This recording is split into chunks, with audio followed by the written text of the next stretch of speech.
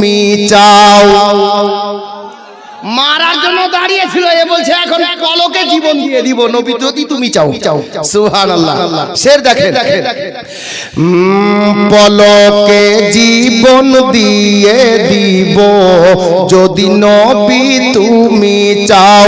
পলকে জীবন দিয়ে দিব যদি নবী তুমি চাও। আর জি আমার এই জীবনে একবার দেখা দাও। পলকে জীবন দিয়ে দিব যদি নবী তুমি চাও।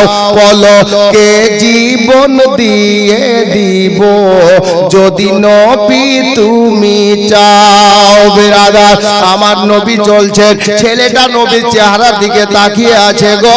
আমার মায়ের নবী কিন্তু ছেলের দিকে তাকান নয়। আল্লাহর প্রিয় হাবিবি এক কদম দুই কদম করতে করতে ছেলেটার সামনে এসে দাঁড়িয়ে গেল। এই ইহুদির বেটা, তোর কিসমত চমকে গেছে রে, তোর কিসমত চমকে গেছে রে ভাই। এই ইহুদির বেটা, আর তোকে জাহান্নামের আগুন স্পর্শ করবে না রে, জান্নাত তোর জন্য অপেক্ষা করবে। সেটাই হয়েছিল বাবা। দেখেন বাবা, আল্লাহর নবী ওই ছেলেটার সামনে দাঁড়িয়ে গেছেন। ইহুদির বেটা আমার নবীর নূরি চেহারার দিকে তাকিয়ে আছে। আল্লাহর নবী এবার দাঁড়িয়ে যাওয়ার পরে নিজের পবিত্র নজর মোবারক খানা একটু উপরে তুলে তাকাচ্ছেন, ওই ছেলেটার চেহারার দিকে তাকাচ্ছেন। আমার আকা মাওলা তাজদারে মদিনা ছেলেটার দিকে তাকানোর সময়ে একটা সুন্দর করে মুচকি হাসি দিয়ে দিলেন। জোরে বলুন সুবহানাল্লাহ। বেরাদার, বাবারা, ভাইরা, মা বোনেরা, আমি বলতেছিলাম বাবা, আমার মায়ার নবী দয়ার নবী ছেলেটার দিকে তাকালেন, মুচকি হাসি দিলেন, নিজের নজর মোবারক খানা নিচে করে নিলেন গো। আর যেই দিকে যাওয়ার দরকার আমার নবী চলে গেলেন, ওই ছেলেটা ওখানে দাঁড়িয়ে থেকে গেল। আমার নবী চলে যাওয়ার পরে ছেলেটার ঘুম ভাঙার মতো বাবা ঘুমটা ভেঙে গেল। ওই ছেলেটার সামনে থেকে নবী যে চলে গেছেন ছেলেকে খবর নাই, কারণ আমার নবীর চেহারা দেখে ছেলেটা নবীর প্রেমে পড়ে গেছে। বহুদিন পূর্বে এই গজলটাও বাবা আমি লিখেছিলাম, কি জানেন?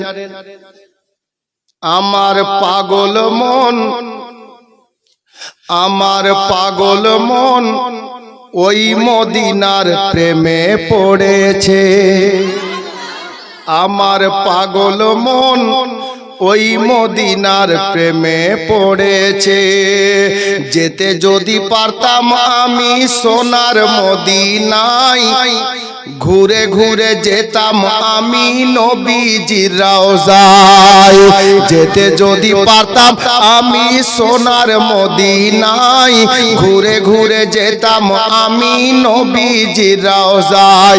ওরে ওই মদিনার ধুলা বালি, ওই মদিনার ধুলা বালি গায়ে মাখিতাম। আমার পাগল মন ওই মদিনার প্রেমে পড়েছে।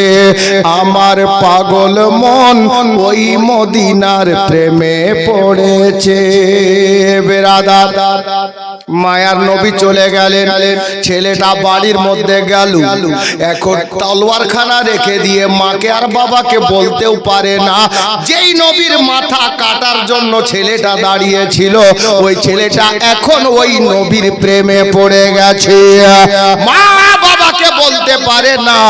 এ নবীর দিওয়ানারা শোনো গো, আল্লাহর নবীর আশিক কাকে বলে একটু পরিচয় নাও বাবা। মদিনার ইহুদির বেটা, মুশরিকের বেটা, বেদিনের বেটা, কাফিরের বেটা রে ভাই, এখনো কলমা নসিবে জুটে না। ইহুদির ছেলে আর কিছুই ভালো লাগে না, না মাকে ভালো লাগছে, না বাবাকে ভালো লাগছে, না খাবার ভালো লাগছে, না বাড়ি ঘর ভালো লাগছে, আত্মীয় স্বজন ভালো লাগে না, পাড়ার লোক ভালো লাগে না। কি করে লাগবে গো?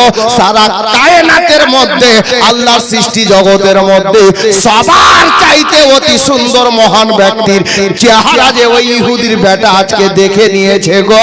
আমার ইহুদির বেটার অন্তরে আমার মায়ার নবীর মহব্বত প্রবেশ করে গেছে। এই নবীর দিওয়ানাকে আর কিছুই ভালো লাগছে না, কিন্তু মাকেও বলতে পারে না, বাবাকেও বলতে পারে না। কয়েকটা দিন কেটে যাওয়ার পরে ছেলেটা আর নিজেকে থামতে না পেরে বাবাকে ডাক দিয়ে বলছে, জওয়ান ছেলে, আব্বা কি হলো রে বেটা? বলে, যদি অর্ডার পাওয়া যায় আব্বা, আমি মদিনার মার্কেটের দিকে, বাজারের দিকে একটু যেতাম।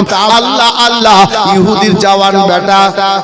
ইহুদি বলল, বেটা রে, জওয়ান ছেলে তুমি যাবে যাও, আমি বাধা দিচ্ছি না রে বেটা, কারণ জওয়ান ছেলের পার্সোনাল কিছু কেনাকাটার ব্যাপারও থাকে।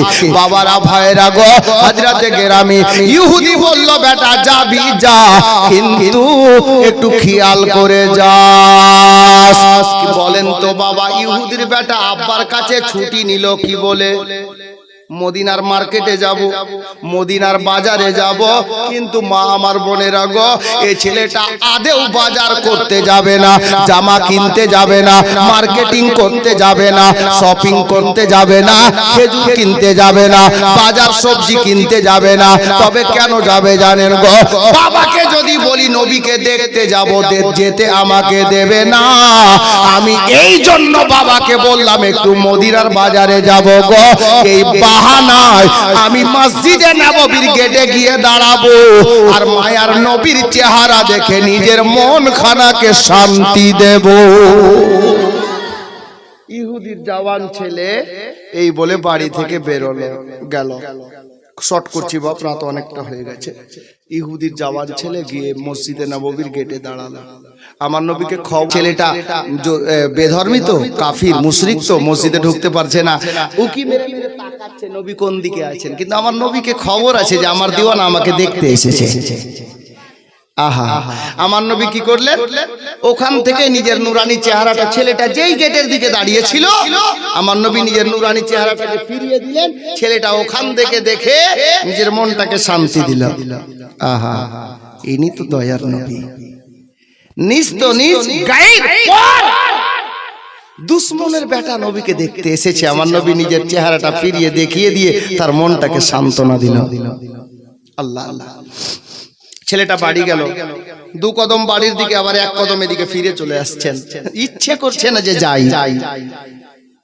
আহা, আমার বাবারা, ভাইরা, মা বোনেরা, অবশেষে বাড়ি তো যেতেই হলো বাপ। কিন্তু ছেলেটা নবীকে দৈনিক দেখতে না পেয়ে এতটা অসুস্থ হয়ে গেল, আস্তে আস্তে দানা পানিও ছেড়ে দিল। একমাত্র ইহুদির বেটা, একটাই ছেলে, আর ইহুদি পয়সাওয়ালা লোক গো। ওই মদিনার শহরের মধ্যে ইহুদির ছেলে এতটা অসুস্থ হলো, কেতাব লেখক বলছেন অল্প দিনের মধ্যে শরীরে মাংস বলতে বুঝতে পারা যাচ্ছে না, শুধু চাম দিয়ে হাড়গুলো ঢাকা আছে, কঙ্কালের মতো হয়ে গেছে ছেলেটা। এমন পর্যায়ে দাঁড়িয়ে গেছে ছেলেটা, দাঁড়ানো তো দূরের কথা, বসে থাকতে পারছে না, বিছানার মধ্যে বাবা পড়ে গেছে। কারো ছেলে, একটাই ছেলে যদি এরকম হয়, তো বাবা মাকে দেখবেন ভিটা বাড়ি বিক্রি করেও ছেলেকে ভালো করার চেষ্টা করে, তাই না? ইহুদি পয়সাওয়ালা লোক, টাকার বলে ডাক্তার কবিরাজ বড় বড় হাকিমদেরকে ডেকে আনলো, সবাই চিকিৎসা করলো, কোনো অসুখ পাওয়া গেল না। তো অসুখ না পাওয়া গেলে ওষুধ দিবে জি? সব ডাক্তার বলে গেল একটাই ভাষা, যে ভাই ইহুদি শোনো, তোমার ছেলের কোনো অসুখ পেলাম না, যতদিন দানা আছে বাঁচবে, যা খেতে চাই, যা দেখতে চাই তা দেখিয়ে দাও, খাইয়ে দাও, শুনিয়ে দাও, যা করার করে নাও, যতদিন দানা আছে বাঁচবে, এর কোনো ওষুধ নেই। অসুখ থাকলে তো পাবে ডাক্তার, অসুখই তো নেই, এই আলাদা অসুখ আছে। আল্লাহ আল্লাহ। ইহুদি বেটার মাথার কাছে গিয়ে বসলো, বেটা লম্বা হয়ে বিছানায় পড়ে আছে, আস্তে আস্তে কথা বলছে, জোরে কথা বলতে পারে না বাবা।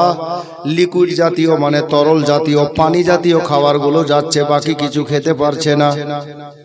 ইহুদি বলছে, বেটা আমি তোমার আব্বা বলছি রে বেটা, বলো তুমি কি খেতে চাও, কি দেখতে চাও, কি আনবো তোমার জন্য? বাবা বলছে বেটা রে, তোমার বাবা হয়ে আমি তোমাকে কথা দিচ্ছি রে বেটা, আজকে তোমার বাবার কাছে তুমি যা চাইবে রে, আমি তোমার বাবা তোমাকে সেটাই এনে দেব। যেটা চাইবে আমি ওটাই এনে দেব। আর বাপের কর্তব্য। ইহুদির বেটা চোখ খুলে বলছে, আব্বা আপনি যেটা কথা বললেন ওটা ঠিকই, যে আমি যেটা চাইবো ওটা দেবেন। ইহুদি বলছে, হ্যাঁ রে বেটা, তুই কেমন কথা বলছিস? তুই আমার একমাত্র ছেলে, এ বাড়ি ঘর টাকা কড়ি সোনা দানা যা আছে সবই তো তোর, আমার পরে তো তুই এর মালিক, তুই চাইবি আমি দেব না, এটা হয় তুই আমার একটা ছেলে, দিল খুলে বল কি লাগবে তোর, বল ওটাই এনে দেব। ইহুদির বেটা আস্তে করে বলছে, আব্বা আমার ভরসা হচ্ছে না যে আমি যেটা চাইবো সেটা দেবেন। ইহুদি বলল, বেটা বল কি করলে তুই ভরসা পাবি? বলে, আব্বা গো, আগে আমার সঙ্গে আপনি ওয়াদা করেন আব্বা, যে আমি যেটা চাইবো সেটা এনে দেবে।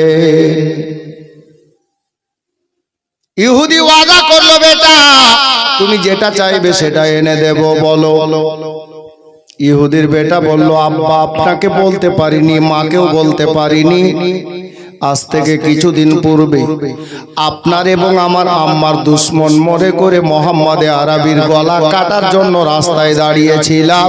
কিন্তু আব্বা জানেন গো, যখন মোহাম্মদ আরবি আমার সামনে চলে এলেন, ও গো আমার আব্বা জান, তার গলা কাটা তো দূরের কথা, তাকে জান থেকে মারা তো দূরের কথা। আব্বা যখন থেকে মোহাম্মদ আরবিকে দেখেছি, আমি আপনার ছেলে ওই মোহাম্মদ আরবির প্রেমে নিজেই মরে গেছি।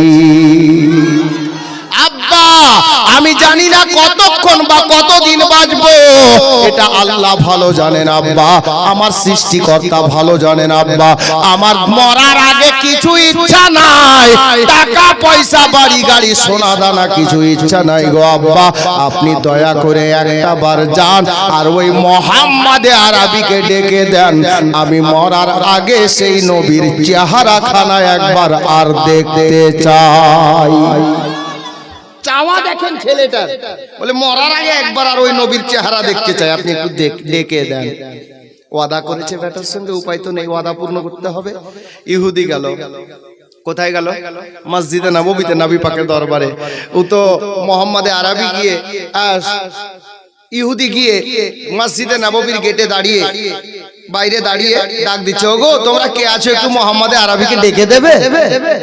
কাফির না, মুশরিক না, আমার নবী ডাক দিতে দেরি আছে, আমার নবী হুজরায় আয়েশা থেকে বেরিয়ে বলছে, ভাই ইহুদি কি খবর, কিছু বলছো? তা আমার নবীকে ইহুদি বলছে, ওগো মোহাম্মদ আরবি দেখো, আমি কিন্তু তোমার দুশমন। ডাইরেক্ট বলছে, আমি কোনোদিন তোমাকে ভালোবাসিনি, তোমাকে আমি কি বলে ভালো বলিনি, তবে আজকে আমি একটা কারণে তোমার নিকটে এসেছি। কি বলো ভাই? আমার নবী তখন আদব সহকারে কথা বলছেন। কি ভাই বলো? তখন বলছে, ওগো মোহাম্মদ আরবি শুনুন, আমার জীবনে একটা মাত্র ছেলে, আমার ছেলেটাকে আমি বাড়ির মধ্যে রেখে আসলাম, বিছানায় মৃত্যুর সঙ্গে যুদ্ধ করছে, জানি না কতক্ষণ বাঁচবে।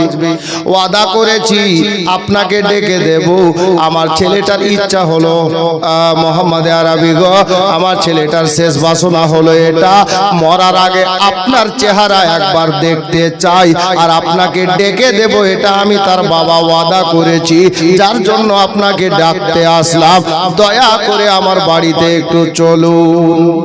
আমার নবী বলেন, ঠিক আছে চলো।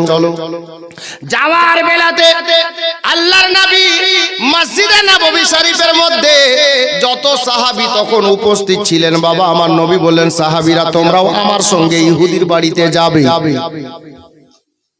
চলতে লাগলেন, মসজিদে নববী থেকে বেরিয়ে অল্প রাস্তা আমার নবী চলেছেন, পায়ে হেঁটে যাচ্ছেন, দাঁড়িয়ে গেলেন, সাহাবীরাও দাঁড়িয়ে গেলেন। ভাই আল্লাহর নবী বলছেন সাহাবীদেরকে লক্ষ্য করে, ওরে আমার সাহাবীরা বলো তো, তোমরা যে আমার সঙ্গে ইহুদির বাড়িতে যাবে, ইহুদির বাড়িতে যাওয়ার পরে তোমরা ওখানে কি দেখবে? তো সাহাবীরা বলছে, ইয়া রাসূলুল্লাহ, আল্লাহ এবং আল্লাহর রাসূল ভালো জানেন আমরা কি দেখব, আমরা কি করে বলবো কি দেখব? দিওয়ানারা, জওয়ান ছেলেরা কাল লাগাও, নবীর প্রেমের ফল দেখেন। আমার নবীকে ছেলেটা কত ভালোবেসেছে। আমার নবী এখন মসজিদে নববী শরীফ থেকে বেরিয়ে ছেলেটাকে দেখার জন্য যাচ্ছেন। অল্প রাস্তা চলেছেন, ছেলেটার বাড়িতে যান নাই গো। এই মুহূর্তে দাঁড়িয়ে আমার নবী বললেন, সাহাবীরা রে, তোমরা আমার সঙ্গে ইহুদির বাড়িতে গিয়ে আজকে ইহুদির বাড়িতে একটা জান্নাতের নওজওয়ান দুলহা দেখতে পাবে। জান্নাতের নওজওয়ান দুলহা দেখবে ওর বাড়িতে গিয়ে, তোমরা আমার সঙ্গে চলো। গেলেন, আল্লাহর নবী গিয়ে হাজির। ছেলেটা বিছানায় শুয়ে আছে, আমার নবী সামনে দাঁড়ালেন। ছেলেটার বাবা ইহুদি মাথার কাছে গিয়ে বসে আস্তে করে বলছে, বেটা বেটা রে, আমি তোমার আব্বা যেটা ওয়াদা করেছিলাম না বাপ, আমি ওই ওয়াদা পূর্ণ করে দিয়েছি। দেখো মোহাম্মদ আরবি তোমার সামনে দাঁড়িয়ে। যেমনই বলা, ছেলেটা আস্তে করে চোখ খুলে দিল। যেমনই চোখ খুলেছে দেখছে আমার মায়ার নবী সামনে দাঁড়িয়ে আছে। আমার মায়ার নবী সামনে দাঁড়িয়ে আছে।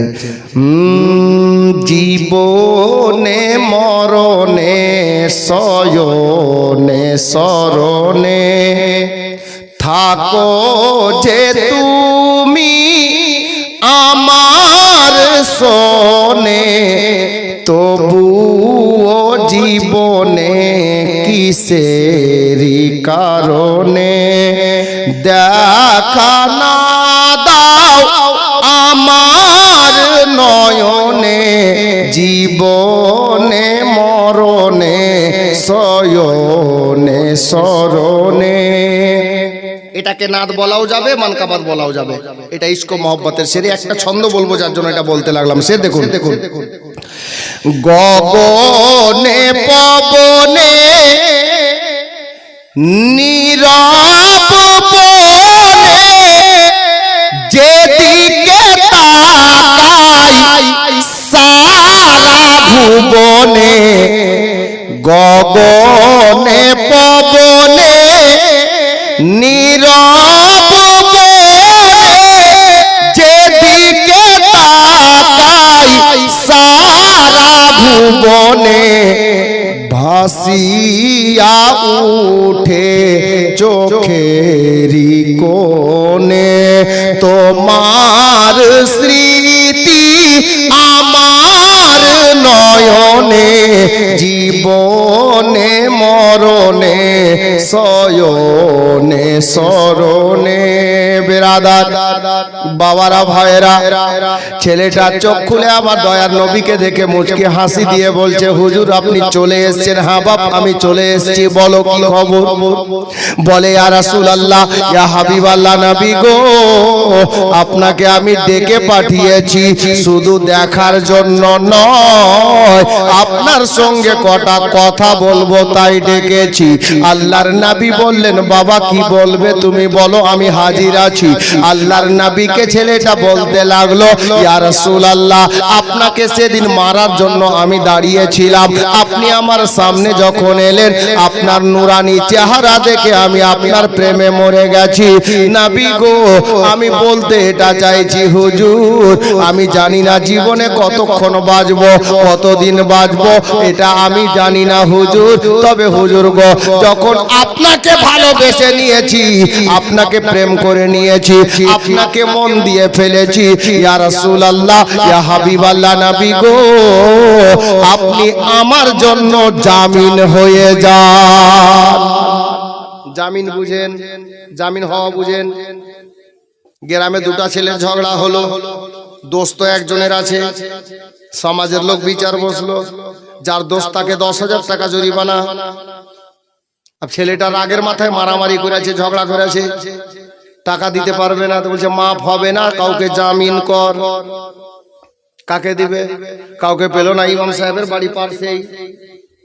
তো বলছে, হুজুর আপনি তো মাওলানা সাহেব, আপনি একটু আমার দিক থেকে জামিন হন। ইমাম সাহেব, ইমাম তো দয়া হয়ে গেল, মুক্তাদিও না। अब इमाम साहेब बोलছে ঠিক আছে সমাজের লোক আমি এই ছেলেটার তরফ থেকে জামিন হলাম এই 10,000 টাকা ছেলেটা আমাকে না দিলেও 3 মাস পর আপনাকে দিয়ে দেব আপনাদের সমাজে এখন সমাজের লোক ছেলেটাকে ছেড়ে দিল ইমামকে বলল যে ঠিক আছে ও না দিলে আপনি না দিলে আপনাকে ধরবো ওকে না একে বলে জামিন। কতদিনের জন্য জামিন হলেন? 3 মাস। একটু মনে রাখেন, বুঝানোর ক্ষেত্রে বলছি। আল্লাহু আকবার কবীরা। আমার নবী, আপনার নবী সাল্লাল্লাহু তাআলা আলাইহি ওয়াসাল্লামকে ওই ছেলেটা বলল, হুজুর আপনি আমার জন্য জামিন হয়ে যান। হায়রে কিসমত, ওই ছেলেটার ভাগ্য কত ভালো। আমার নবী মুচকি হাসি দিয়ে ইহুদির বাড়িতে দাঁড়িয়ে বললেন, ওরে আমার দিওয়ানা, আমার প্রেমিক, আমার চাহনেওয়ালা, শোনো রে, তুমি যখন এই কথা বললে রে বাবা, আমি মায়ার নবী তোমাকে কথা দিলাম, আমি মায়ার নবী তোমার জন্য জামিন হয়ে গেলাম। আচ্ছা, যেই লোকটার জন্য দয়ার নবী জামিন হবে তার ভয় থাকবে? থাকবে গো? থাকবে না ভাই। ইমাম সাহেব ওই ছেলেটার জন্য ক মাসের জামিন হলেন? 3 মাস। এখন ছেলেটা কত চালাক, ইহুদির বেটা কত চালাক। বলছে, হুজুর একটা কথা বলি। কি রে বাবা? বলে, আপনি আমাকে বললেন আপনি আমার জন্য জামিন হলেন, তবে নবী গো কত দিনের জন্য বা কতক্ষণের জন্য জামিন তো হলেন? আমি একটু জানতে চাইছিলাম কতক্ষণের জন্য। আহারে মায়ার নবী,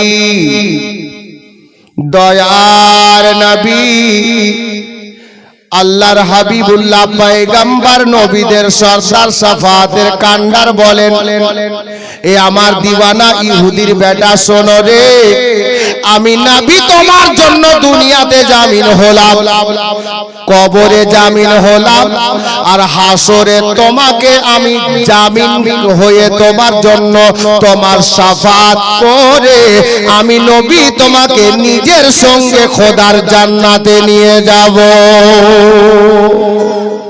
তাই তো বাংলাদেশের কবি বলেছেন কি, দয়ার নবী প্রেমের ছবি আর আসবে না জগতে, আমার দয়ার নবী প্রেমের ছবি আর আসবে না জগতে, হাসরের দিনে উম্মতি বিনে যাবেন না নবী জান্নাতে, আমার দয়ার নবী প্রেমের ছবি আর আসবে না জগতে।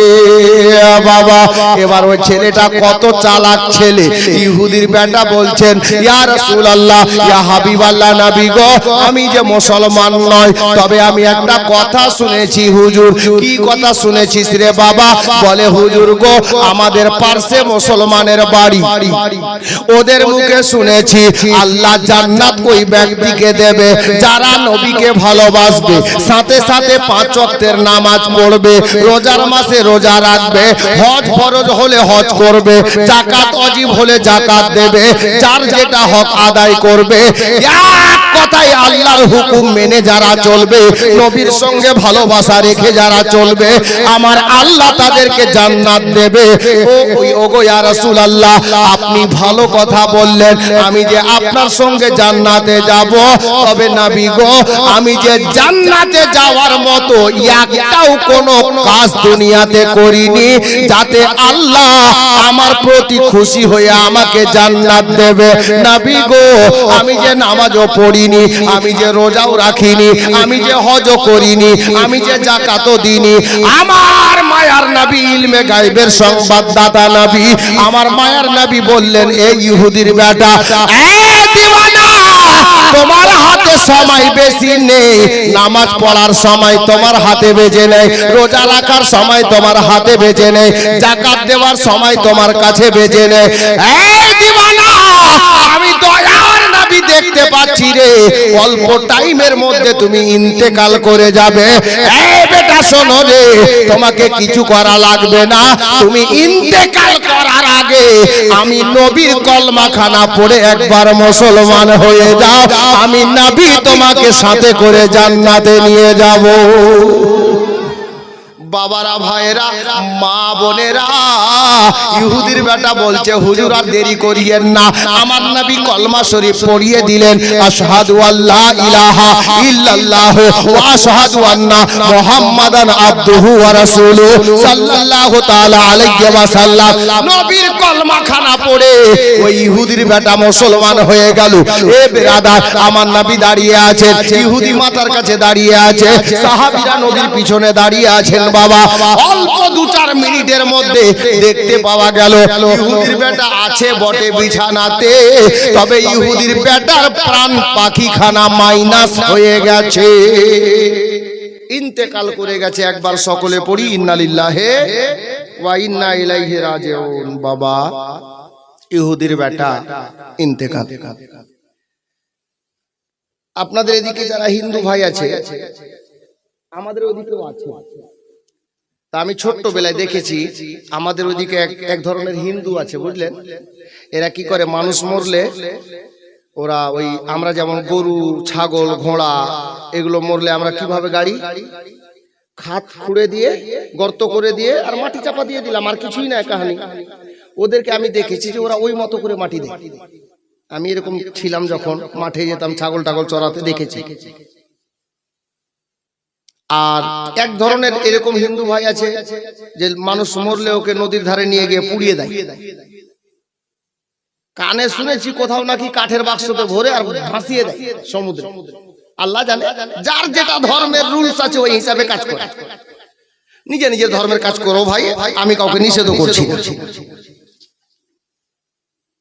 তবে আমাদের ধর্মের রুলসটা মাশাআল্লাহ সারা বিশ্বের সমস্ত ধর্ম অবলম্বনকারী মুসলমানদের রীতিনীতি দেখে খুশি হয় যে ধর্ম আছে তো একমাত্র ইসলাম ধর্ম একটা ধর্ম আছে সত্যি বাধ্য হয়েছে বলতে বড় বড় আপনার বৈজ্ঞানিক দার্শনিক সায়েন্টিস্ট কত রিসার্চ করতে করতে গিয়ে কলমা পড়ে মুসলমান হয়ে গেছে আমার থেকে আপনারা ভালো বেশি জানেন মুআজ্জাজ হযরতে গেরামি ইহুদি কি বলছে জানেন ছেলেটা যখন ইন্তেকাল করে গেল আমার নবীকে বলছে ওগো মোহাম্মদ আরবি আমি তো ইহুদি ধর্মের লোক আমার ছেলেটা তো মারা গেল ইন্তেকাল করলো আপনি যদি রেখে চলে যান তো আমাদের সমাজের লোক তো আর এই মুসলমানদের মতো মাটি দেবে না যেরকম নিয়ম আছে ওই নিয়মের কাফন দাফন হবে তো আমি বাবা হিসাবে আপনাকে অর্ডার দিচ্ছি যেহেতু ছেলেটা মুসলমান হয়ে গেছে মুসলমান হয়ে মারা গেছে আপনি আমার ছেলেটাকে নিয়ে চলে যান ইন্তেকাল করা ছেলেকে নিয়ে চলে যান আর ইসলাম ধর্মের মধ্যে মুসলমানদের যা রীতি নিয়ম আছে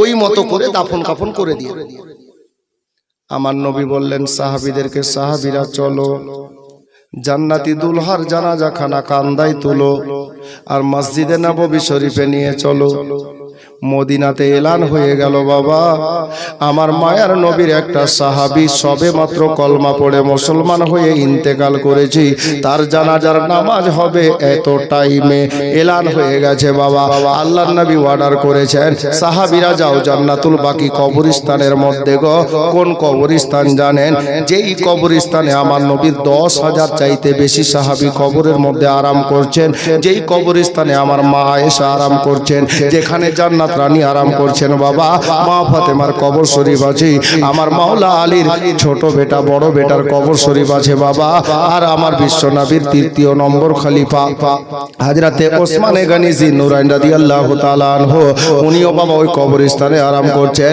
ওই কবরস্থানে বাবা আবার মায়ার নবী একটা কবর তৈরি করার কথা বললেন বলতে বলতে একটা কথা মনে পড়ে গেল আমরা যে নিজেকে কালিমি দাবি করি কোথা থেকে জানেন হযরতে শেখ কালিমুল্লাহ জাহানাবাদী দিল্লি আপনার জামে মসজিদের এবং লালকেল্লার মাঝামাঝিতে একটা মাজার হযরতে শেখ কালিমুল্লাহ জাহানাবাদী থেকে আমরা কালিমি লিখি এ গোলামে কালিমি কালিমুল্লাহ জাহানাবাদীর পীরের নাম জানেন হযরতে এহিয়া মাদানী আমি এই কথা এই জন্য বললাম ভাই হযরতে এহিয়া মাদানীর কবর কোথায় আছে জানেন কথাটা মনে পড়ে গেল যার জন্য একটু পরিষ্কার করছি ভাই কালিমি দিওয়ানারা শোনো আমার কালিমুল্লাহ জাহানাবাদী আলাইহি রাহমাতু ওয়া রিদওয়ানের পীর ও মুর্শিদ হযরতে সাইয়েদনা এহিয়া মাদানীর কবর শরীফটাও ওই জান্নাতুল বাকি কবরস্থানের মধ্যে মদিনা মুনাওয়ারাতে আছে এ বাবারা কবর তৈরি হলো। এবার এলান হয়েছে জানাজা এত টাইমে হবে। জানাজা আরম্ভ হলো, গোসল হয়ে গেছে, কাফন পরিয়ে দেওয়া হয়েছে ওই ছেলেটিকে। আল্লাহর নবী ইমাম হয়ে দাঁড়ালেন, জানাজা পড়ালেন। বাবা, জানাজা সমাপ্ত হওয়ার পরে আমার মায়ার নবী ডাক দিয়ে বলেন, সাহাবীরা রে, আমার এই সাহাবীর মাইয়াত খানাকে, জানাজা খানাকে কান্ধাতে তুলো আর চলো আমরা জান্নাতুল বাকি কবরস্থানে যাই রে, আমরা চিরতরে তাকে কবরে বিদায় জানিয়ে আসি। এই বলে মসজিদে নববী শরীফ থেকে বাবা আপনার জান্নাতুল বাকি কবরস্থানের দূরত্বটা যদি খুব বেশি হয় রে বাপ, 1 থেকে 150 মিটার হবে, এর থেকে বেশি হবে না। মসজিদে নববী থেকে 1 থেকে 150 মিটারের ফাসলা দূরত্ব, আজও অতটাই দূরত্ব আছে। আল্লাহর নবী এই যে রাস্তায় চলতে লাগলেন, কিন্তু কিছু সাহাবীর নজর নবী পাকের কদম মোবারকের দিকে। জানাজা শেষ হয়ে কবরস্থানের দিকে মায়ার নবী যাচ্ছেন, মাইয়াতের সঙ্গে সঙ্গে বাবা ভিড়ের মধ্যে সাহাবীদের ভিড়। জানাজা আদায় করেছেন, সাহাবীরা দেখে অবাক হয়ে গেলেন, নবী পাকের কদম মোবারকের পায়ের পাতাটা এই মতো করে মাটিতে বাবা লাগছে না। আমার মায়ার নবী শুকনো জায়গাতে মসজিদে নববী থেকে বেরিয়ে জান্নাতুল বাকি কবরস্থান পর্যন্ত যাচ্ছেন, আঙ্গুল মোবারকের উপরে ভার দিয়ে পূর্ণ পায়ের পাতা মাটিতে লাগান না। সাহাবীরা তাজ্জুব হয়ে গেলেন, এটা কি দেখতেছি, জীবনে এই দৃশ্য দেখি নাই। এই করে কবরস্থানে পৌঁছানো হলো। আমার মায়ার নবী বললেন, সাহাবীরা তোমরা একটু সরে যাও রে, আমি নবী আমার দিওয়ানাকে নিজের হাতে করে কবরে নামিয়ে দিই। এ বেরাদার, আল্লাহর নবী কবরের মধ্যে তাশরিফ নিয়ে গেলেন, যেমনই কবরে নেমেছেন সাহাবীরা লক্ষ্য রেখেছেন মায়ার নবী কবরে নামার সাথে সাথেই কবরের মধ্যে দাঁড়িয়ে মুচকি মুচকি হাসতেছিলেন। জোরে জোরে বলুন না সুবহানাল্লাহ। ইমাম সাহেবকে জিজ্ঞেস করবেন, কবরস্থানে গিয়ে হাসাটা চরম বেয়াদবি। কেউ হাসবেন না কবরস্থানে গিয়ে, যা পারবেন দোয়া দরুদ পড়বেন, স্বভাব হবে। হাসবেন না, দুনিয়াবি গল্প করবেন না। কবরকে দেখেন আর নিজের মরণকে স্মরণ করেন যে এই কবরে আমাকেও একদিন আসতে হবে। হাসবেন না। এখন আপনি প্রশ্ন তুলবেন, হুজুর নবী পাক হাসছিলেন? এই বাপ, নবী পাক হাসছিলেন, উনি নূরি, আমরা খাকি। কেন হাসছিলেন? বাস ঘটনা শেষ হয়ে গেছে, 2-3 মিনিটের মধ্যে শেষ হয়ে যাবে ঘটনা। আল্লাহর নবী মুচকি মুচকি হাসছেন কবরে নেমে। তারপর আমার নবী ডাক দিচ্ছেন, সাহাবীরা রে দাও, আমার দিওয়ানার মাইয়াটাকে দাও, আমার হাতে দাও, আমি নবী চিরতরে তাকে কবরে শুইয়ে দিই, রেখে দিই। কবর শরীফ থেকে বাবা আমার দয়ার নবী বেরিয়ে এলেন। নবী পাকের নূরি বদন মোবারকে যে কামিজ মোবারক মানে জামা মোবারক ছিল, পূর্ণ জামাটা আপনার পাসিনা বেরিয়ে আমার মায়ার নবীর জামাখানা বাবা ভিজে গেছে। সাহাবীরা অবাক, যে 3টা আপনার কি বলে জিনিস দেখলো, এই 3খানা অপূর্ব দৃশ্যখানা দেখে তিনারা অবাক হয়ে গেলেন। আজ পর্যন্ত জীবনে এরকম দৃশ্য নজরে পড়েনি বাবা। মা বোনেরা, বাবারা, ভাইরা গো, আল্লাহর প্রিয় নবীকে পরক্ষণে বাবা সাহাবীরা জিজ্ঞাসা করেছিলেন, ইয়া রাসূলুল্লাহ, আপনার 3খানা দৃশ্য আমরা দেখেছি, যেটা আমরা কোনোদিন জানাজায় দেখিনি, এই কারণটা আমরা বুঝতে পারি না। আমার নবী বললেন, বাবা বলো কারণটা কি ছিল? আল্লাহ আল্লাহ, বলো কি কি দৃশ্য দেখেছো? ওই দৃশ্যগুলো বলা হলো। আমার নবী উত্তরে বলছেন, সাহাবীরা তাহলে উত্তরটা শোনো। বলো তো বাবা, আমার ওই সাহাবীর জানাজাতে লোক কত হয়েছিল? সাহাবীরা একই কথায় বললেন, ইয়া রাসূলুল্লাহ, গণতি করিনি, তবে অগণিত লোক এসেছিল, আপনার সাহাবীরা জানাজায় শরীক হয়েছিল।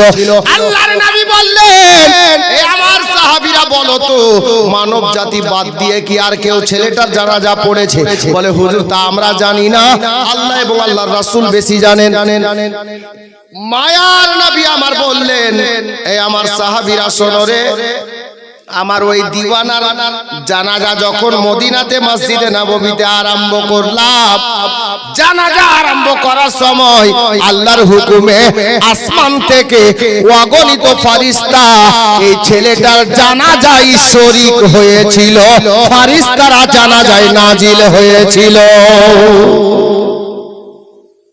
এই সাহাবীরা, আমার এই দিওয়ানার জানাজাতে যখন জানাজা সমাপ্ত করে দিলাম, এবার তোমাদেরকে নির্দেশ দিলাম ঘাড়ে তুলো আর চলো কবরস্থানে যাই। এখানে কি ঘটলো জানে?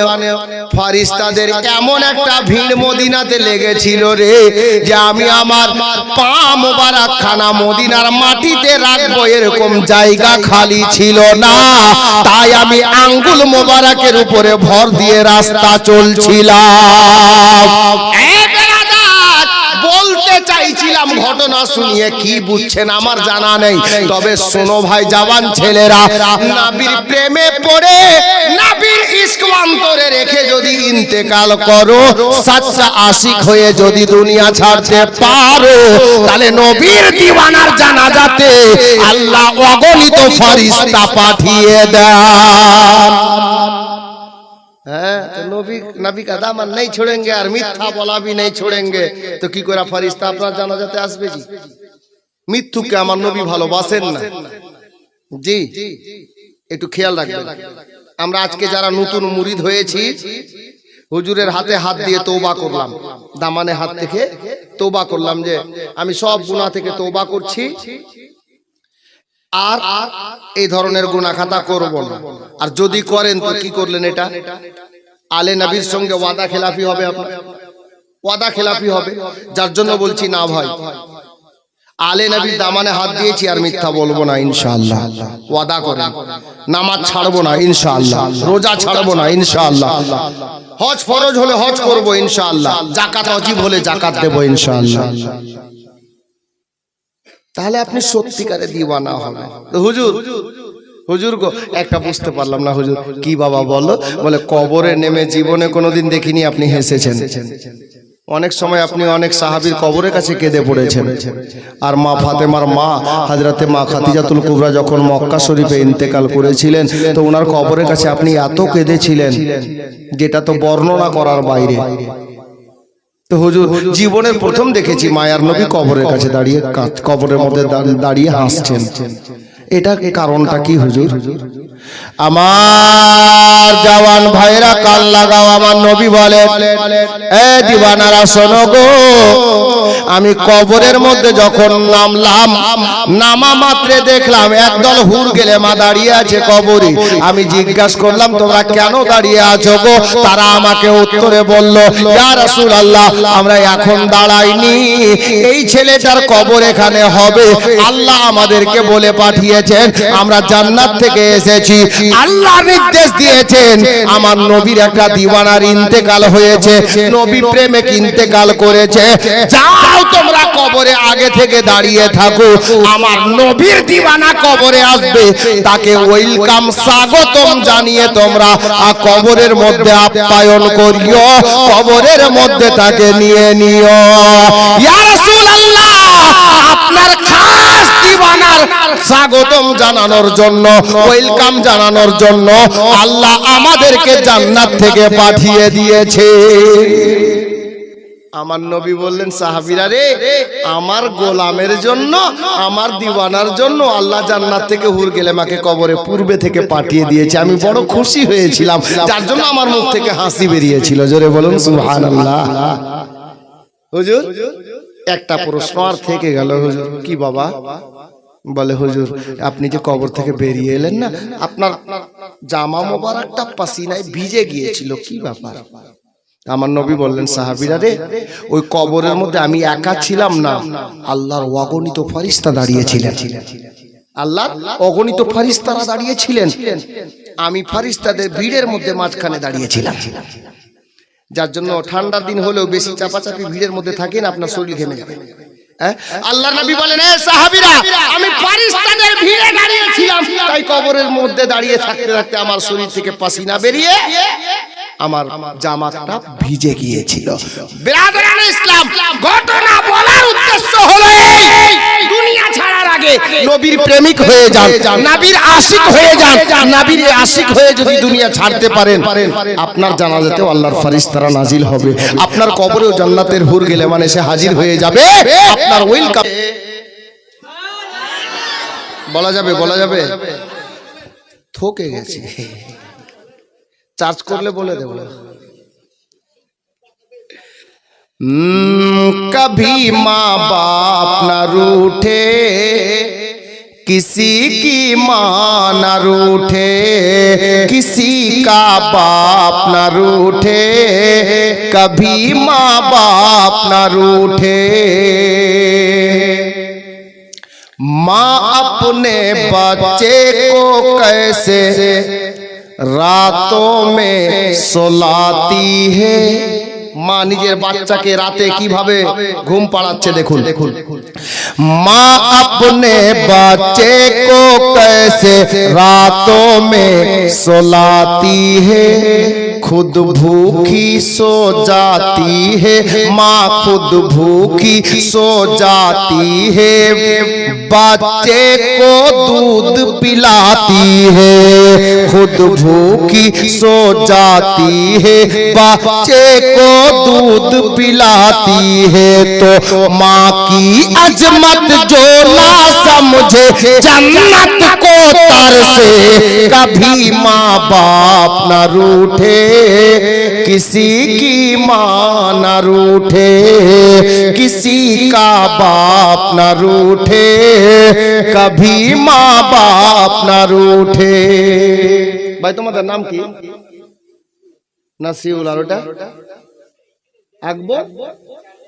মমিন, মমিন মানে এই শুনেন না, মমিন মানে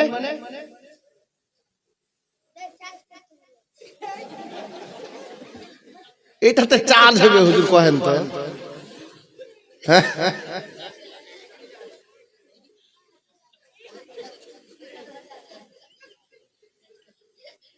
ঠিক আছে, ঠিকই আছে, সুবহানাল্লাহ। সত্যি আপনারা, আমি কয়েক বছর আগে এখানে এসেছিলাম একবার, না এতটা মহব্বত ছিল না তখন, এত ভালোবাসেন পীর মুর্শিদকে আপনারা, আমি বুঝতেই পারিনি। সুবহানাল্লাহ। মানকাবাত বলছি। মুমিন মানে কি জানো না? না আমি বলছি ভাই, মা বাবা বেঁচে আছে না দুজনেরই? মাশাআল্লাহ। মা বাবার মহব্বতে কাল থেকে নামাজ পড়ো, আল্লাহ তোমার মা বাবাকে, দুইজনেরই মা বাবাকে যেন ভালো রাখে, বেশি দিন হায়াত দান করেন। পড়বে পড়বে ভাই, আরে পড়ো না। আমাদের জওয়ান ছেলেরা যদি নামাজি হয়ে যায়, ইনশাআল্লাহ সমাজ শুধরে যাবে, সমাজ শুধরে যাবে। আমি জোর করছি না, নামাজ পড়লে তুমি গুনাহ থেকে বাঁচবে। জি কি বলো দেখি, বলো দেখি। এই দোস্তানা কাজে আসবে হাসরে ইনশাআল্লাহ। কি বলো, পড়বে নামাজ তুমি? মুমিন ভাই, দের মুমিন মানে জানো না? আমি বলছি, দাঁড়া আগে বলুক। তোমার আকবর তো একটা বাদশার নাম জি, আকবরী মসজিদ। না না হুজুর, আমি বলে দেবো ইনশাআল্লাহ, আমি বলে দেবো মুমিন মানে কি, মুমিন কাকে বলে বলছি। আকবর ভাই বলুক আগে, তাহলে ওর নামের শেষে যে মুমিন উপাধি, ওর মানেটা বলে দেবো ইনশাআল্লাহ। হ্যাঁ এই পিঙ্কির মাও কি না বলছি রে, বাপ রে। এরা বসে বলি সাহেব ওইদিকে ধ্যান দিয়েছে, আমরা এদিকে গল্প করালে ফাঁক পেয়েছে। সুবহানাল্লাহ। হ্যাঁ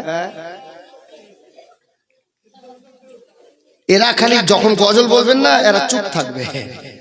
মানে আমাদের বাঙালি যা অবস্থা, বক্তা যখন গজল বলে এরা খুব পছন্দ করে, আর যদি গজল না বলে ঠিক এটা বক্তা ভালো না, কেটে কেটে আর পরে ডাকা যাবে না। মানে গজল না বললে বক্তা চলবে না, এরকম ব্যাপার আছে কিছু কিছু মা বলে। মা গজল তো এত আছে, আমি 3 ঘন্টা খালি বিনা দেখা গজল বলতে পারবো, চিপসে লোড আছে। আমি একবারও মোবাইল দেখাচ্ছি, দেখিনি। অনেক গজল আছে, আমি নিজে গজল লিখি। যাই হোক, আকবর ভাই কি বলো, পড়ছো নাকি? লেখাপড়া চলছে? কাজ করো কোথায়? দিল্লি? এই ইলেকট্রিক গলা তুমি মাইক ম্যান ডেকোরেটর না তোমারই এগুলো কত এত বড় বড় মৌলবি তোমার মাইকে কথা বলছে আর তুমি নামাজ পড়ছো না হাজি বাপরে মাইকটা কত ভালো তার থেকে তোমার হাসিটা আরো ভালো সুবহানাল্লাহ হাসছে কত সুন্দর জি মাশাআল্লাহ আকবর ভাই বলো পড়িও নামাজ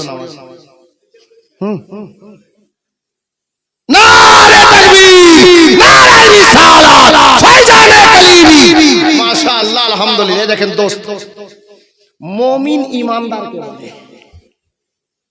ঈমানদারকে মুমিন বলে আমরা জানি মুমিন মানে জোলা না এটা ভুল কথা মুমিন মানে জোলা নয় মুমিন ঈমানদারকে বলে জি বুঝতে পেরেছো আমি উত্তর দিয়ে দিয়েছি বাধা থাকলাম না বেরাদার